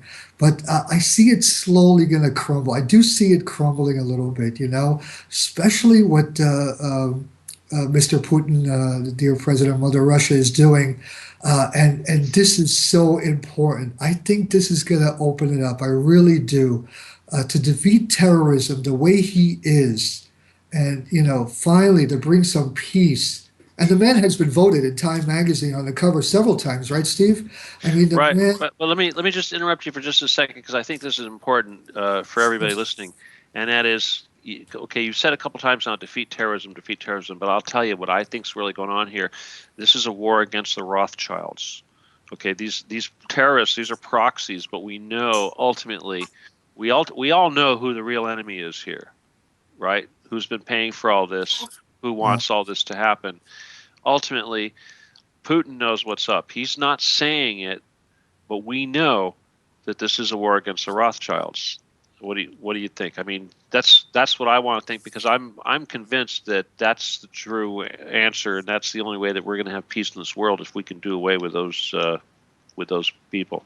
Well, absolutely, Steve. Bilderberg, International Monetary Fund, whatever you want to call them, that's what they are. They are the ones who are financing, and they are actually, there was official statements coming out of those camps stating that they were very upset that Putin is actually slowing down their machine, that globalization power. So they are very upset, and he knows it. So it's great. It's time to crush those disgusting machines.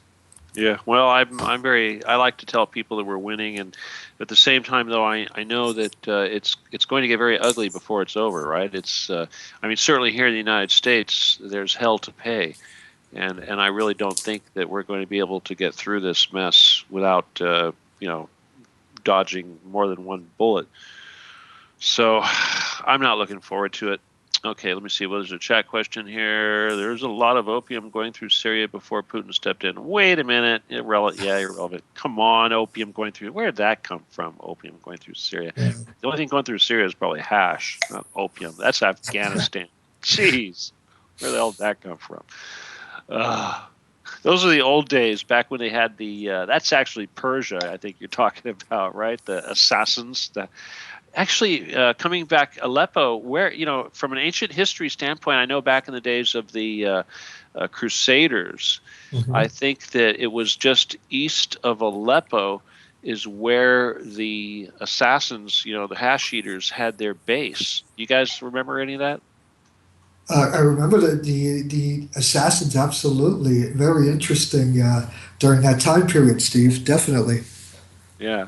Crazy stuff. Yeah, well, of course, I was all into astral projection and all that, and there was a lot of talk about these assassins. That's actually what they would do. They were like the original super soldiers. But anyway, that's a whole nother subject. We're not going to get into that. That's a fun subject.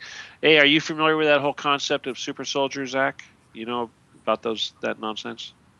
You're talking about the time with the assassins and No, I'm actually talking about right now, where super soldiers are typically guys that are doing psychic stuff, psychic assassins, out of body type things, all kinds of crazy stuff. It runs the gamut of everything from flying all secret space program stuff to hybrids, you name it.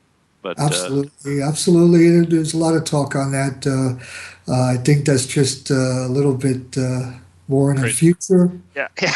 Well, there's crazy stuff going on. Let me tell you. I mean, but that's why Mr. Putin and Mother Russia probably is acting up now to maybe stop all that. I think was it Bill Gates who stated that these are dangerous times for people even thinking about those things. And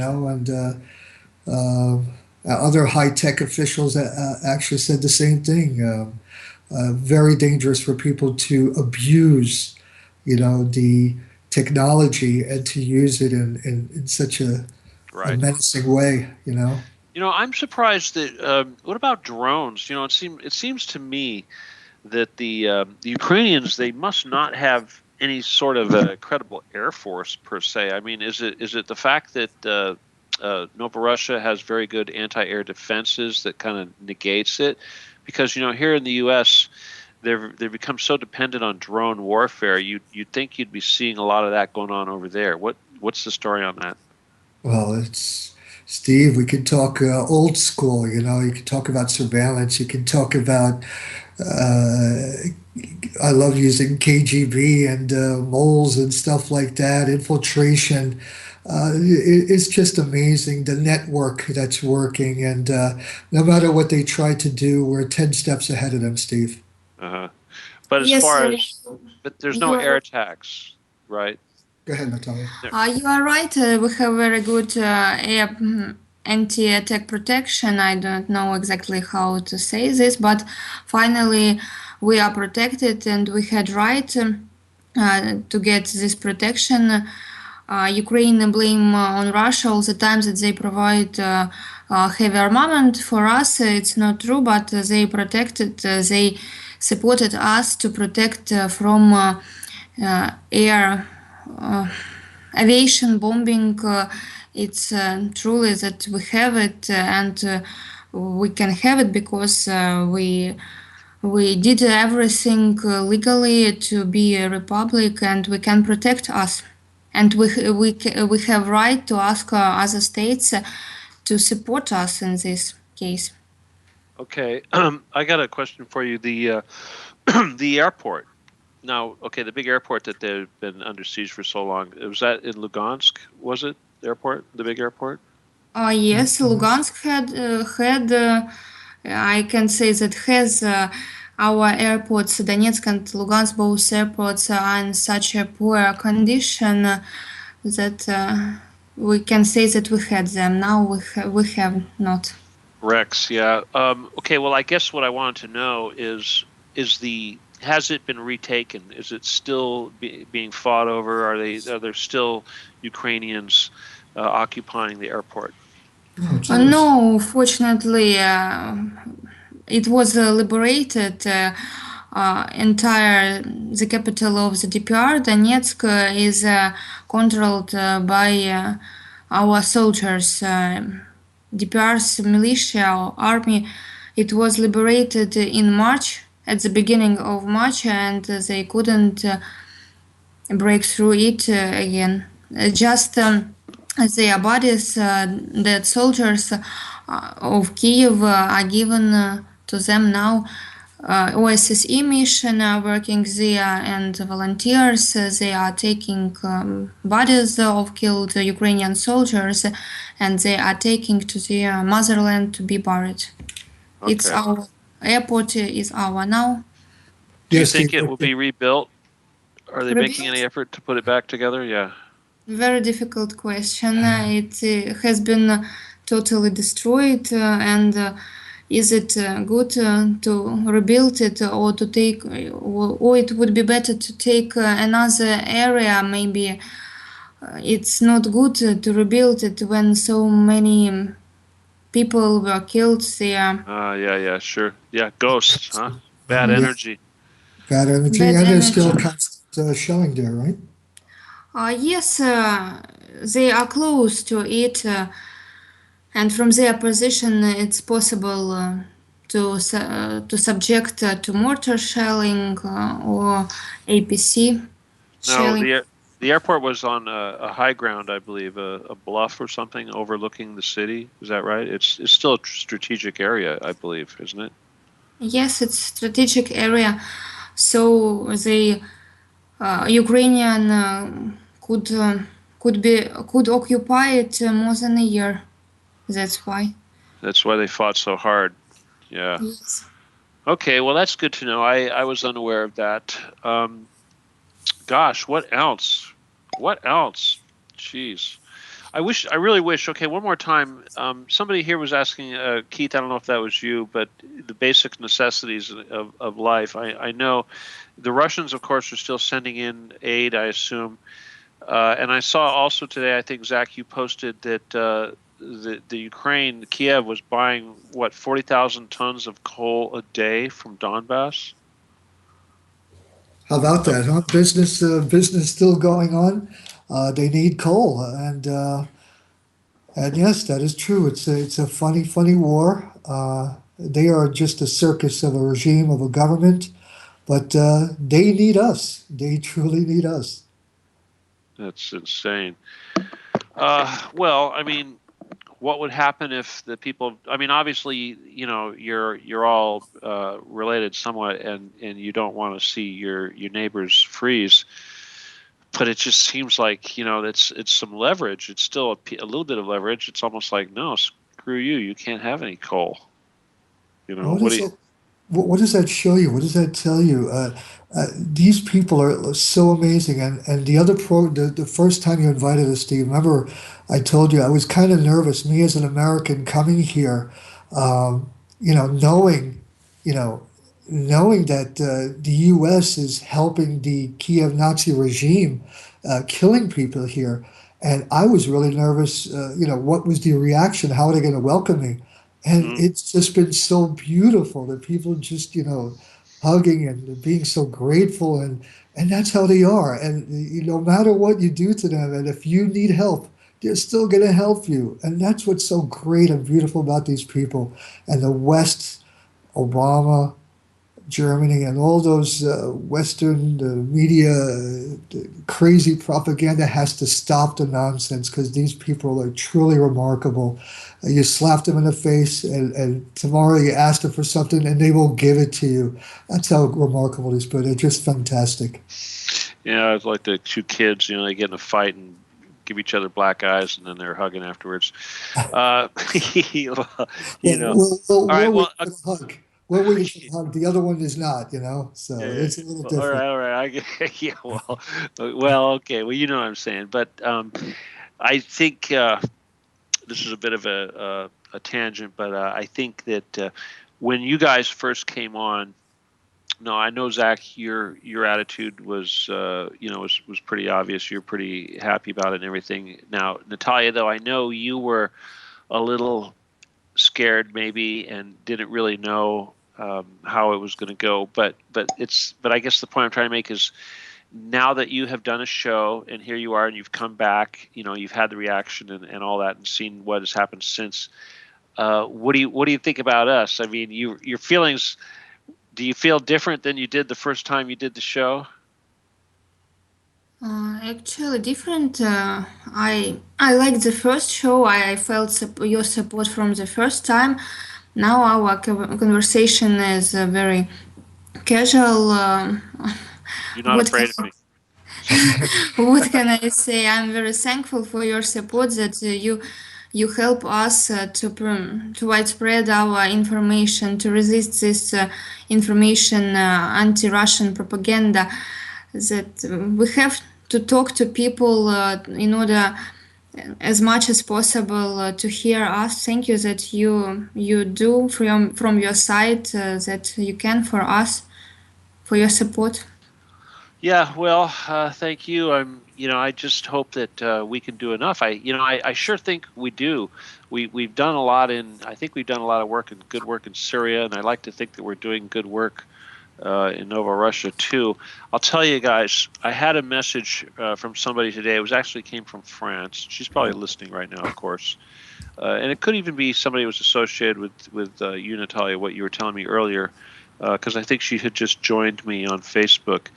But she made a comment, and she said that how much she appreciated what we were doing in Syria as well as Novorussia, and it just kind of it touched me, very much, because I realized, I just sort of reminded me how we are focusing so much on those two parts of the world, a lot more than other people, I think, and so it means a whole lot to me when we get response from people like that, especially people in different parts of the world that I know are listening and appreciate what we're doing. So that, if anything, tells me that we are having an effect. Huh?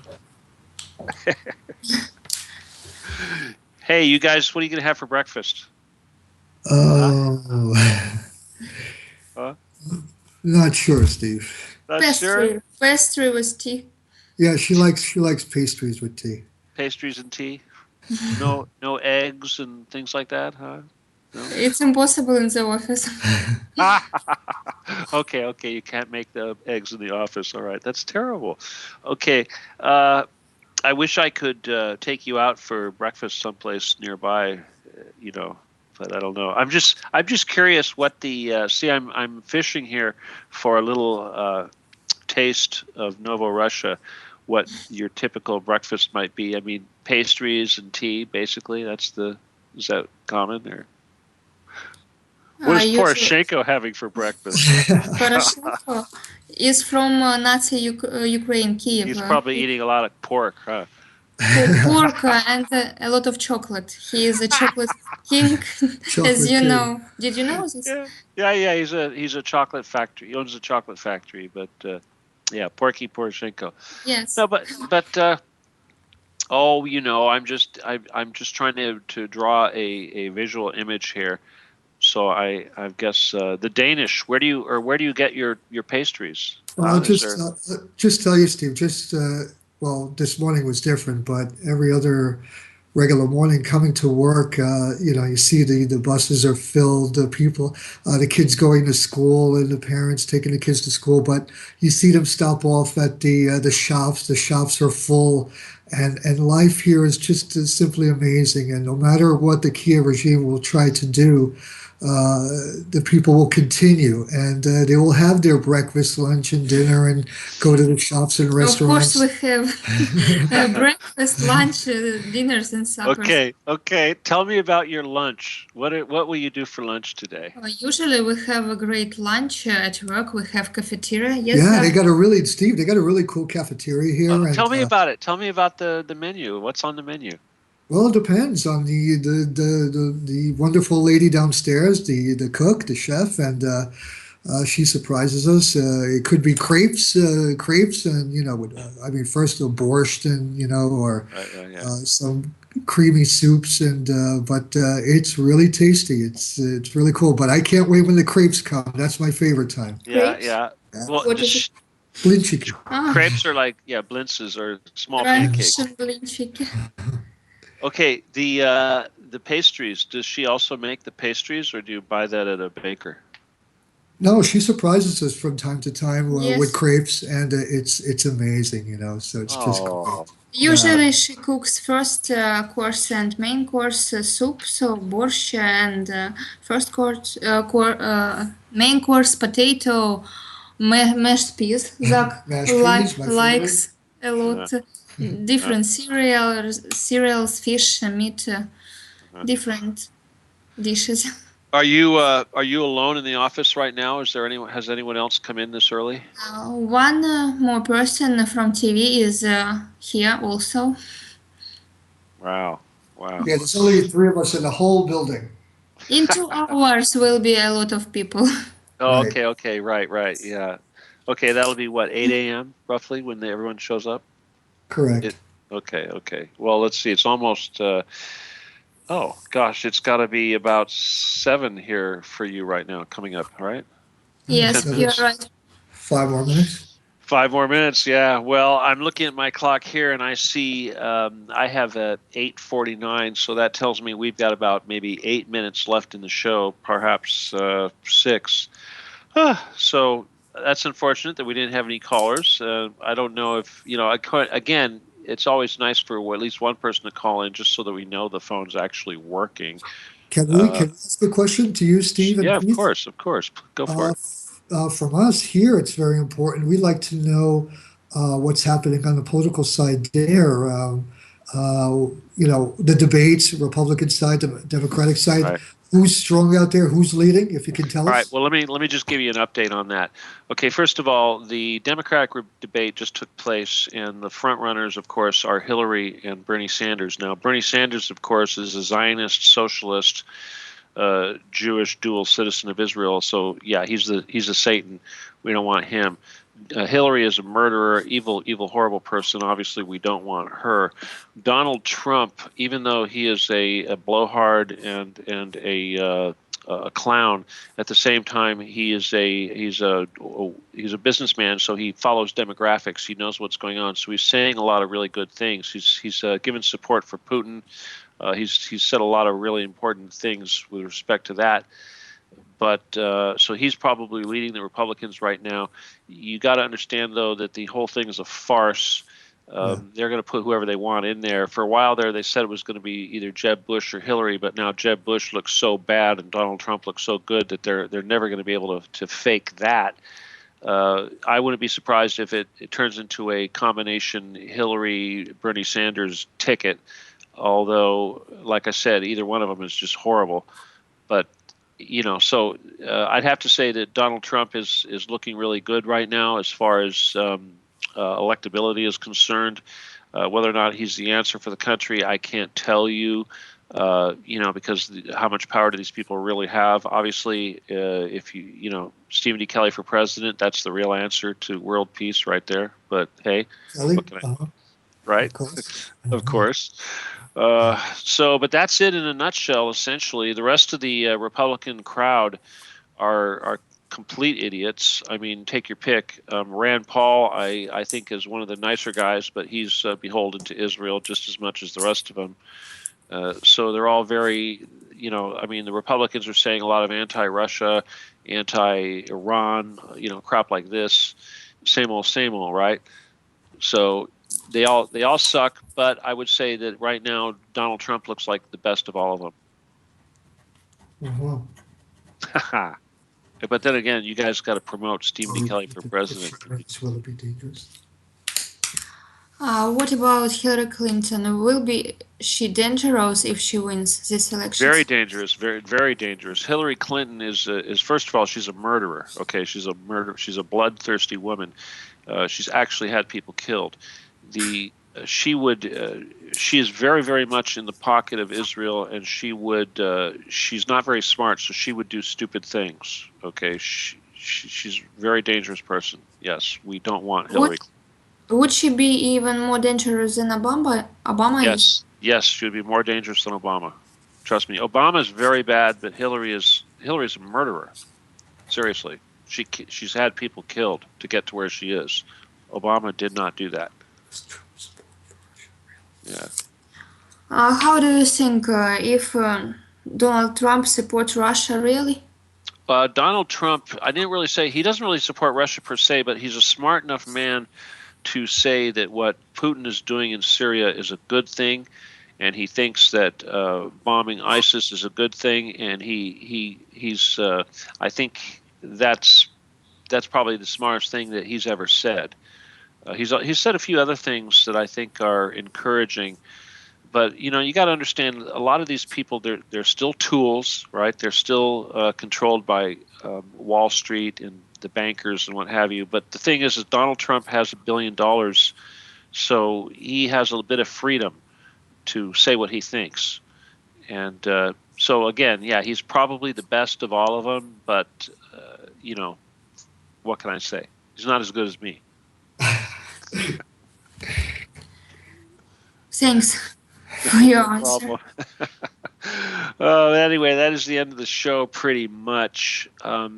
Okay, real quick, we don't have a lot of time, but I'm going to just say final words, messages to all our listeners. If you want to say thank you or just hello to anybody, we'll start with you, Natalia. Just, a minute or two, just final words. What would you like to tell everybody? I'd like to thank you for everyone who listened to us. I'm a little bit upset that no one phoned us. I was very lucky to communicate last time with a very lovely woman from Hawaii.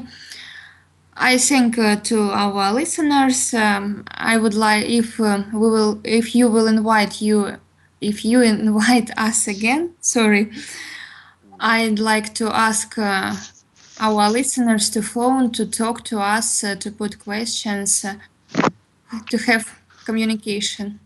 Yes, that was actually Joan from Australia that called in last time.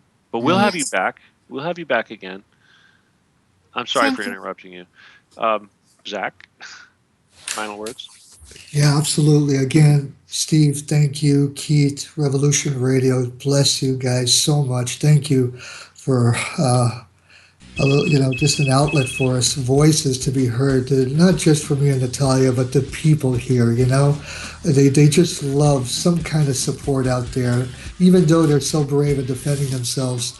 But thank you so much. And of course, born and raised in the United States and still love America. Don't love the government. But to all my friends back home in New York, I love you guys. Love you, my brothers and sisters. And thank you all so much. All right. Well, I hear music. Thank you, guys. It was a great show. I look forward to talking to you again real soon. We'll be looking to talk to you all or have you listeners next week. We'll be working on Syria. This is Stephen D. Kelley Show, Revolution Radio, www.freedomslips.com. Thank you for listening. Adios. Good night. God bless. Adios.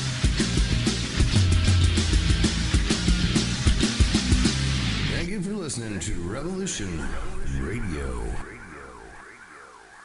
What are we supposed to do? I'm gonna fight, because I'm used to it.